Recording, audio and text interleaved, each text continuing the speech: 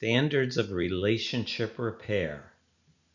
When falling in love or taking your marriage vows, did you promise that if you didn't like your partner's behavior, you would yell, devalue, demean, call names, shame, or frighten? If not, where did you acquire the right to do it? You don't have the right, no matter how upset you get. There's no such thing as uncontrollable anger. Disagreements and arguments are not on a continuum with abuse. One doesn't naturally lead to the other.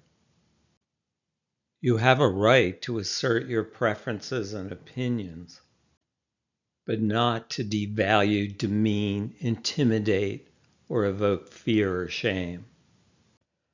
Try not to label behaviors or call them abusive. Arguing about the label, whether the behavior is abusive or not, obscures the crucial fact that it hurts. The standard for relationships should not be whether they're abuse-free. The standard must be compassion and kindness.